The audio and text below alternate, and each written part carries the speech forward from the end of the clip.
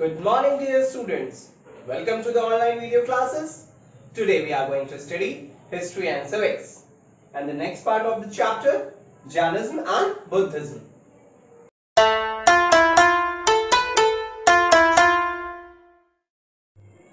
So dear students, today we will cover these topics in our video class: Buddhism, Gautam Buddha, Enlightenment, Dhammapada Parivartana, teaching of Buddhism. Now let's start with Buddhism. Buddhism is the world's fourth largest religion with over 520 million followers, or over 7% of the global population, known as Buddhists. Buddhism encompasses a variety of traditions, beliefs, spiritual practices, largely based on original teachings attributed to the Buddha and resulting interpreted philosophies. It is originated in ancient India as a Shramana tradition sometime between the 6th and 4th century BCE, spreading through much of Asia. Two major extant branches of Buddhism are generally recognized by the scholars: Theravada, Pali, the school of elders; Mahayana, the Sanskrit, the great vehicle. Most Buddhist traditions share the goal of overcoming suffering and cycle of death and rebirth, either by attainment of nirvana or through the path of Buddhahood. Buddhist schools vary in their interpretation of the path of liberation and the relative importance and canonicity. The relative importance assigned to the various Buddhist texts and their specific teachings and practices. Now we will study about Gautam Buddha. The life story of Buddha begins in Lumbini, near the border of Nepal and India, about 2600 years ago, where the man Siddhartha Gautam was born. Although born a prince, he realized that conditioned experience could not provide lasting happiness or protection from suffering. After a long spiritual search, he went to deep meditation, where he realized the nature of mind. He achieved the state of unconditional, lasting happiness, the state of enlightenment of Buddhahood. This state of mind is free from disturbing emotions and expresses itself through fearlessness, joy, and active compassion. For the rest of his life, the Buddha taught anyone who asked how they could reach the same state. He said, "I teach because you and all beings want to have happiness and want to avoid suffering. I teach the way the things are." India at the time of Buddha was very spiritually open. Every major philosophical view was present in society and people expected spiritually to influence their daily lives in a positive ways.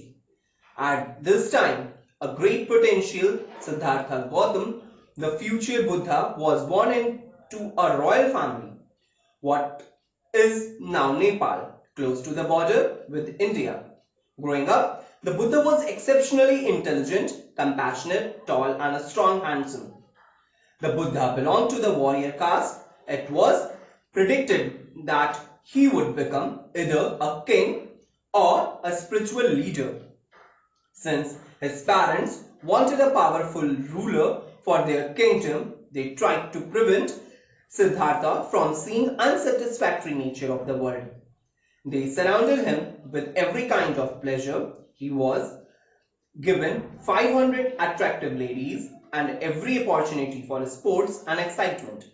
He completely mastered the important combat training, even his wife Yashodhara in archery contest. Suddenly, at the age of 29, he was confronted with impairments and suffering. On a rare outing from his luxurious palace, he saw someone desperately sick. The next day, he saw a desperate old man and finally a dead person. He was very upset to realize that old age, sickness, and death would come to everyone he loved. Siddhartha had no refuge to offer to them. The next morning, the prince walked past a meditator who sat in a deep absorption, and when their eyes met and their minds linked, Siddhartha stopped mesmerized. In a flash, he realized that the perfection he had been seeking outside must be within mind itself. Meeting that man gave the future Buddha a first and inciting taste of mind, a true lasting refuge, which he knew he had to experience himself for the good of all. Enlightenment. The Buddha decided he had to leave his royal responsibility and his family in order to realize full enlightenment. He left the palace secretly and set off alone into the forest. Over the next 6 years, he met many talented meditation teachers and mastered their techniques. Always he found that they showed him mind's potential but not mind itself. Finally, at a place called Bodh Gaya, after spending 6 days and nights cutting through his mind's most suitable obstacles, he reached enlightenment on the full moon morning of May, a week before he turned 35. At the moment of full realization, all veils of mixed feelings and stiff ideas dissolved, and Buddha experienced the all uncompressing here and now. All the separation in time and space disappeared.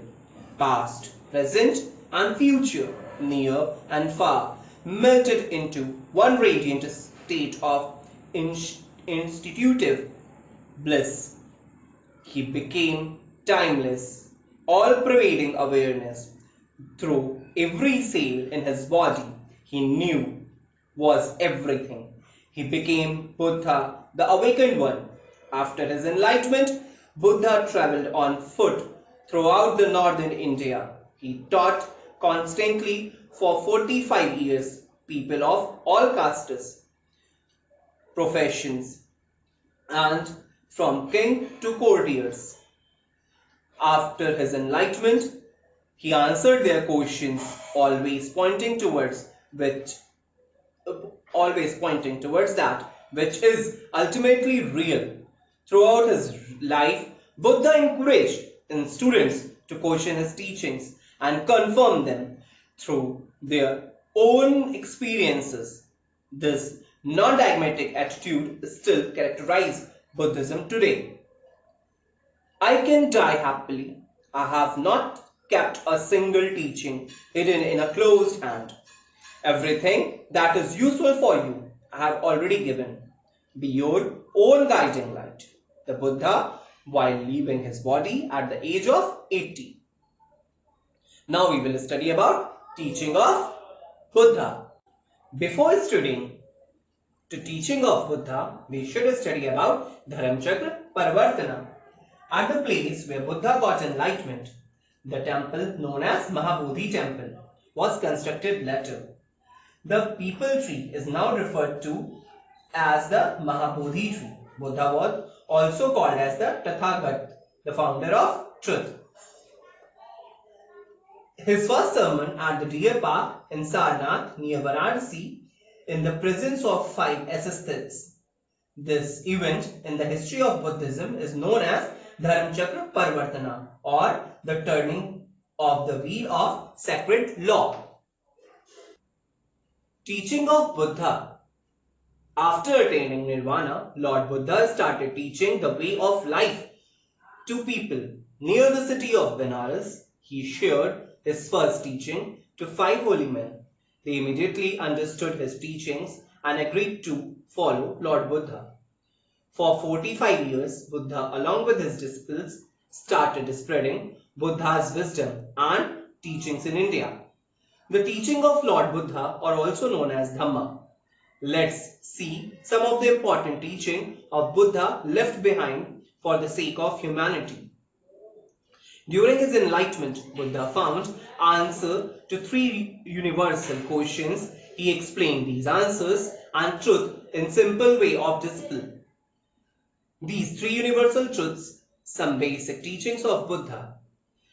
First is, nothing is lost in universe. The first universal truth of Buddha found was nothing is lost in this universe. Old solar system disintegrate into cosmic rays. We are the child of our parents. We will be the parents of our children. If we destroy something around us, we destroy ourselves. If we lie to another, we lie to ourselves. Learning and understanding these truths, Lord Buddha and his disciples never killed any animal. Now, point 2, everything changes. The second universal truth is everything changes and keeps on changing continuously. Dinosaurs, mammoth used to rule this planet, but now we humans rule the planet. Life is like a river. It keeps on flowing, ever changing. Now third, law of cause and effect. The kind of seed sown will produce that kind of fruit. Those who do good will reap good results. Those who do evil will reap evil results.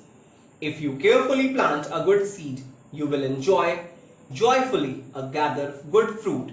Dhammapada. Now we will study about the 4 noble truths. The noble truth of suffering. Life has immeasurable suffering. There is a cause to our suffering. There is an end to suffering.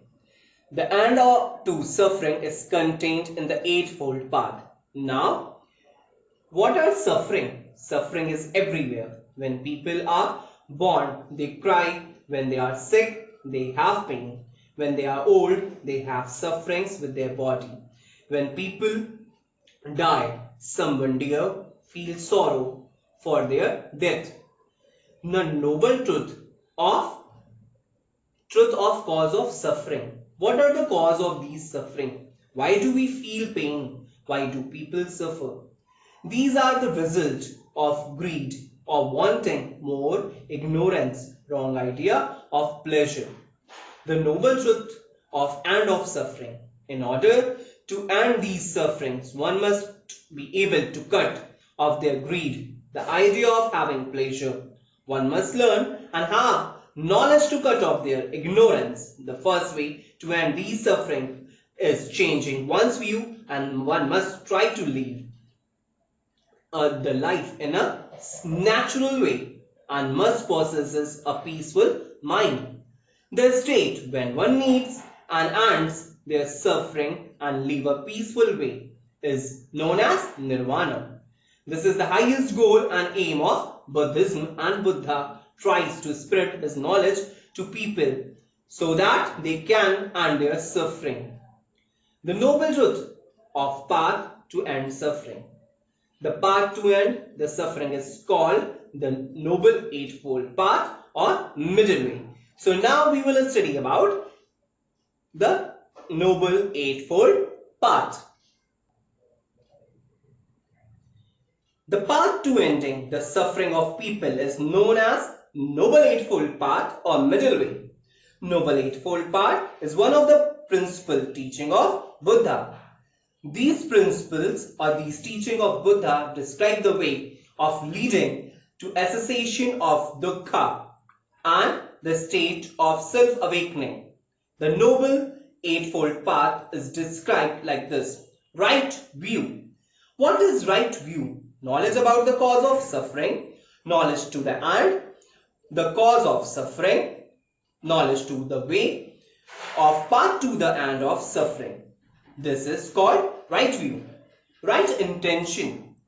Right intention can also be called as right thought. Understanding the right view One should be able to differentiate between the right intention and wrong intention. Right intention and wrong intention. One should be resolved to be free from ill will is what right intention will. Free from all these to teach you. Now third is right speech. One should always keep themselves from lying and ill speech. One should make best use of their speech and abandon false speech. Always speak truth. Fourth, right conduct. Never hurting others, citizening others, well behaving are the right conduct. One should never conduct any actions that may harm others. Now fifth point, right livelihood. Do not earn your living by harming others. Do not seek happiness by making others unhappy. The Buddha, no one should never choose living where his way of living may directly or indirectly harm others. Now sixth is right effort. Right effort can also be called right endeavor. One should always try to take any action on the goodwill of the people. Right mindfulness. Right mindfulness, people must constantly keep their mind to phenomena that may affect the body and mind. This means one must be aware of thoughts and words and action.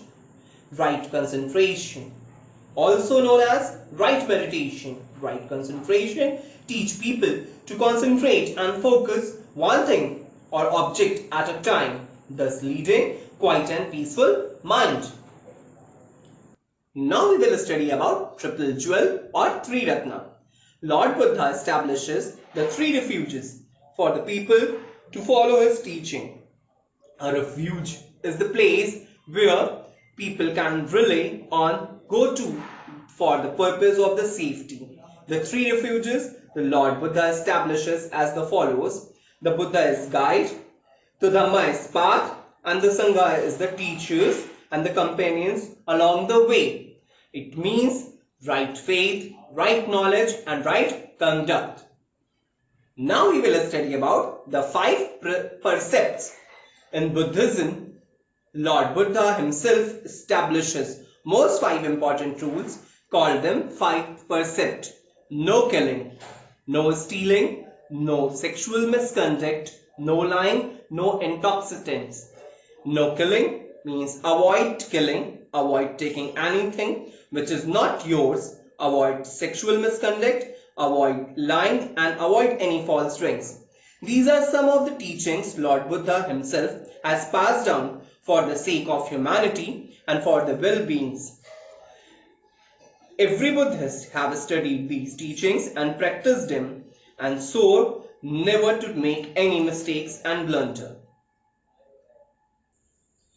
So my dear students, today we have covered these topics in our video class: Buddhism, Gautam Buddha, Enlightenment, Dharmachakra, teaching of Buddhism. In teaching of Buddhism, we have studied about Four Noble Truths, Eightfold Path, and five precepts. In our next video class, we will study about impact of Buddhism, decline of Buddhism, and other some important topics.